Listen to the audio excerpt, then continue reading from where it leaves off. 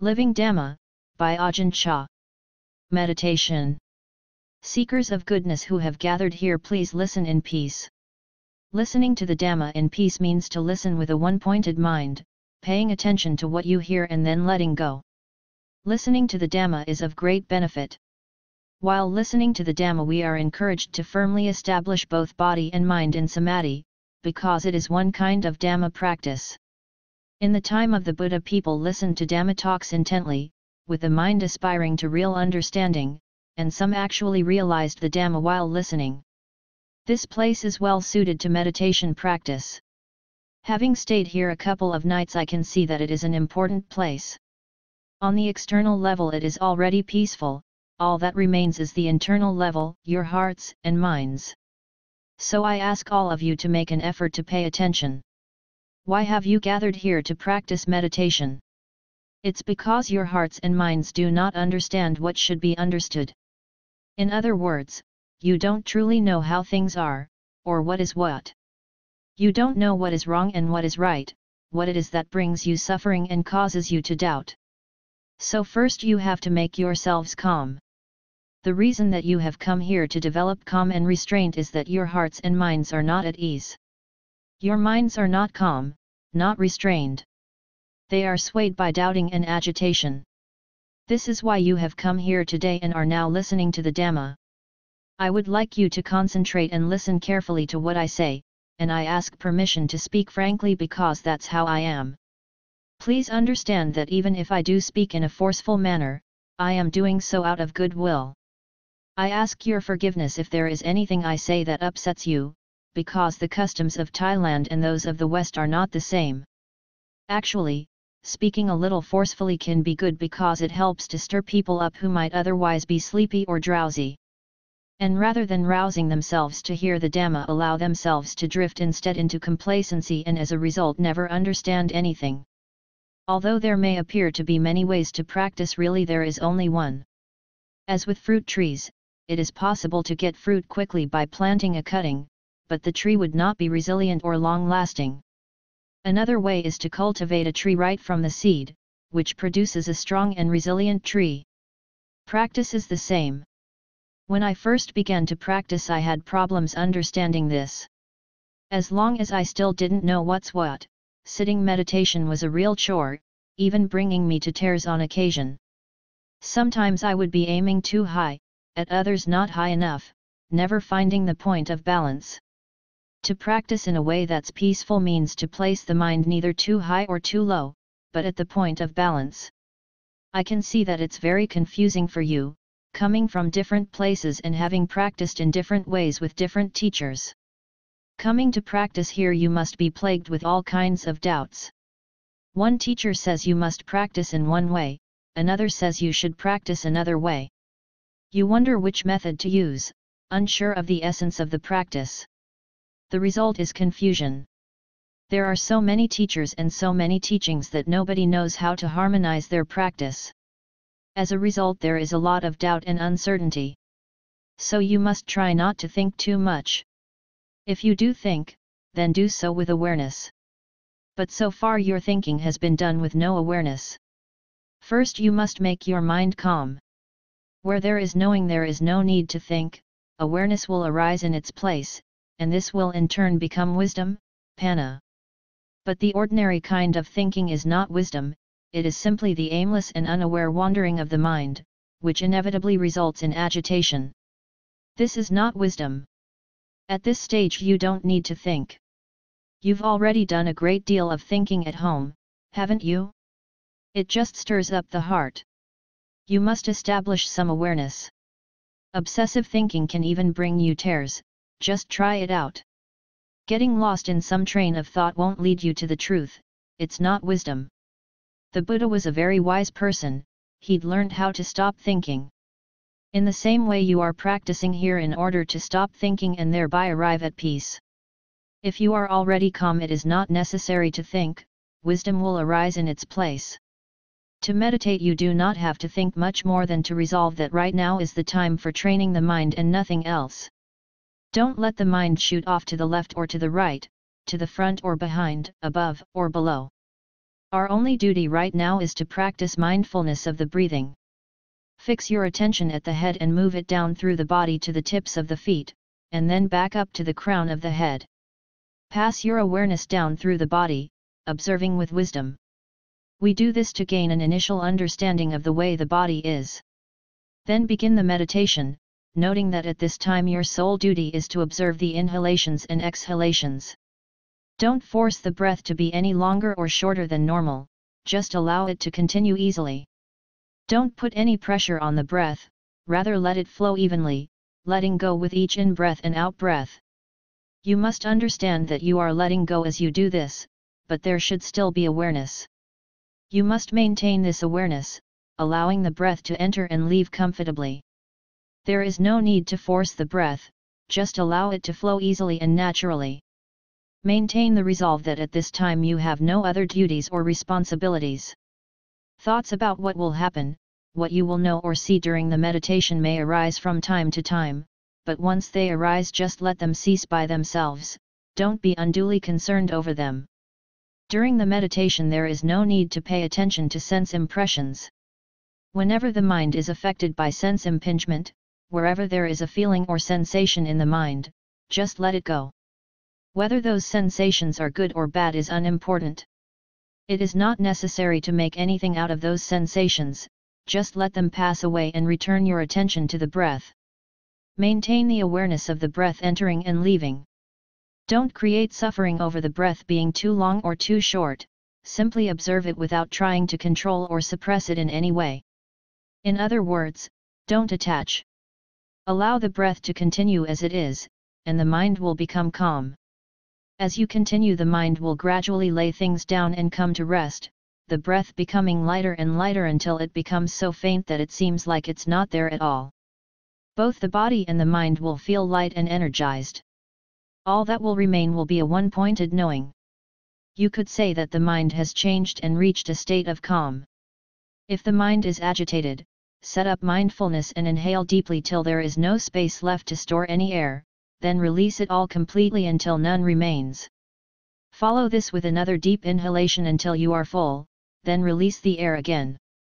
Do this 2 or 3 times, then re-establish concentration. The mind should be calmer. If any more sense impressions cause agitation in the mind, repeat the process on every occasion. Similarly with walking meditation.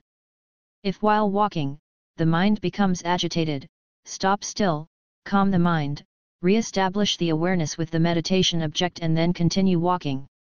Sitting and walking meditation are in essence the same, differing only in terms of the physical posture used.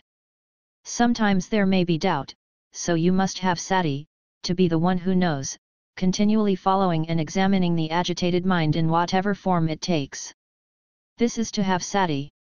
Sati watches over and takes care of the mind.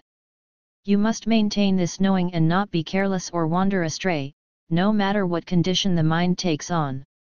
The trick is to have sati taking control and supervising the mind. Once the mind is unified with sati, a new kind of awareness will emerge. The mind that has developed calm is held in check by that calm, just like a chicken held in a coop. The chicken is unable to wander outside, but it can still move around within the coop. Its walking to and fro doesn't get it into trouble because it is restrained by the coop. Likewise, the awareness that takes place when the mind has sati and is calm does not cause trouble. None of the thinking or sensations that take place within the calm mind cause harm or disturbance. Some people don't want to experience any thoughts or feelings at all, but this is going too far. Feelings arise within the state of calm. The mind is both experiencing feelings and calm at the same time, without being disturbed. When there is calm like this, there are no harmful consequences. Problems occur when the chicken gets out of the coop. For instance, you may be watching the breath entering and leaving and then forget yourself. Allowing the mind to wander away from the breath, back home, off to the shops or to any number of different places. Maybe even half an hour may pass before you suddenly realize you're supposed to be practicing meditation and reprimand yourself for your lack of sati. This is where you have to be really careful, because this is where the chicken gets out of the coop, the mind leaves its base of calm. You must take care to maintain the awareness with sati and try to pull the mind back. Although I use the words pull the mind back, in fact the mind doesn't really go anywhere, only the object of awareness has changed. You must make the mind stay right here and now. As long as there is sati there will be presence of mind. It seems like you are pulling the mind back but really it hasn't gone anywhere, it has simply changed a little.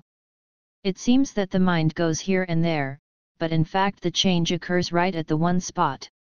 When sati is regained, in a flash you are back with the mind without it having to be brought from anywhere. When there is total knowing, a continuous and unbroken awareness at each and every moment, this is called presence of mind. If your attention drifts from the breath to other places then the knowing is broken. Whenever there is awareness of the breath the mind is there.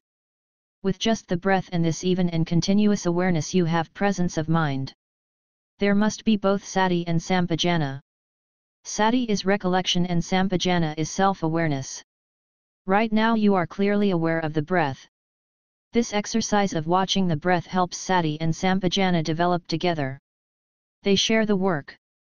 Having both sati and sampajana is like having two workers to lift a heavy plank of wood. Suppose there are two people trying to lift some heavy planks, but the weight is so great, they have to strain so hard, that it's almost unendurable. Then another person, imbued with goodwill, sees them and rushes in to help.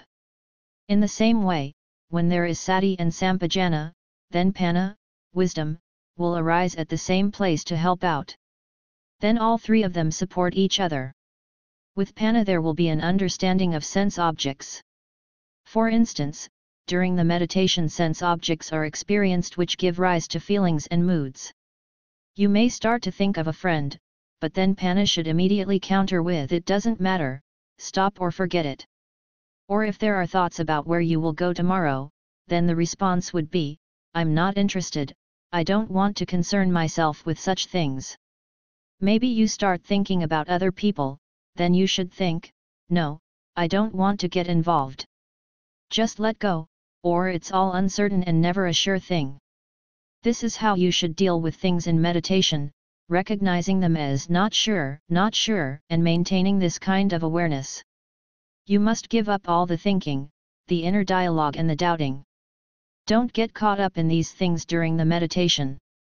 In the end all that will remain in the mind in its purest form are sati, sampajana and panna. Whenever these things weaken doubts will arise, but try to abandon those doubts immediately, leaving only sati, sampajana and panna. Try to develop sati like this until it can be maintained at all times. Then you will understand sati, sampajana, and samadhi thoroughly. Focusing the attention at this point you will see sati, sampajana, samadhi and panna together.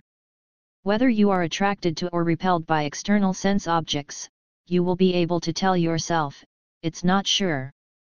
Either way they are just hindrances to be swept away till the mind is clean. All that should remain is sati, recollection, sampajana, clear awareness. Samadhi, the firm and unwavering mind, and panna, or consummate wisdom. For the time being I will say just this much on the subject of meditation. Now about the tools or aids to meditation practice there should be metta, goodwill, in your heart, in other words, the qualities of generosity, kindness, and helpfulness. These should be maintained as the foundation for mental purity. For example, begin doing away with labha, or selfishness, through giving. When people are selfish they aren't happy. Selfishness leads to a sense of discontent, and yet people tend to be very selfish without realizing how it affects them.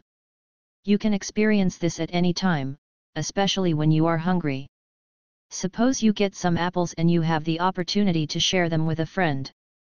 You think it over for a while, and, sure, the intention to give is there all right, but you want to give the smaller one. To give the big one would be, well, such a shame. It's hard to think straight. You tell them to go ahead and take one, but then you say, take this one. And give them the smaller apple. This is one form of selfishness that people usually don't notice. Have you ever been like this? You really have to go against the grain to give. Even though you may really only want to give the smaller apple, you must force yourself to give away the bigger one. Of course, once you have given it to your friend you feel good inside. Training the mind by going against the grain in this way requires self-discipline. You must know how to give and how to give up, not allowing selfishness to stick. Once you learn how to give, if you are still hesitating over which fruit to give, then while you are deliberating you will be troubled, and even if you give the bigger one, there will still be a sense of reluctance. But as soon as you firmly decide to give the bigger one, the matter is over and done with. This is going against the grain in the right way. Doing this you win mastery over yourself. If you can't do it you will be a victim of yourself and continue to be selfish. All of us have been selfish in the past. This is a defilement which needs to be cut off. In the Pali scriptures, giving is called dana, which means bringing happiness to others. It is one of those conditions which help to cleanse the mind from defilement. Reflect on this and develop it in your practice. You may think that practicing like this involves hounding yourself, but it doesn't really. Actually, it's hounding craving and the defilements. If defilements arise within you, you have to do something to remedy them. Defilements are like a stray cat. If you give it as much food as it wants, it will always be coming around looking for more food, but if you stop feeding it, after a couple of days it'll stop coming around. It's the same with the defilements, they won't come to disturb you, they'll leave your mind in peace. So rather than being afraid of defilement, make the defilements afraid of you. To make the defilements afraid of you, you must see the Dhamma within your minds. Where does the Dhamma arise?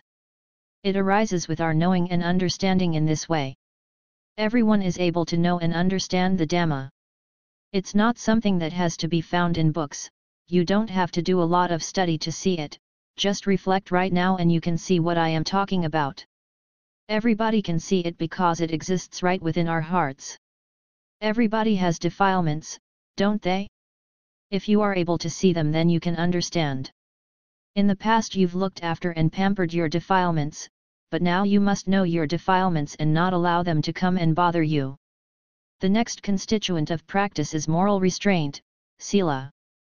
Sila watches over and nurtures the practice in the same way as parents look after their children.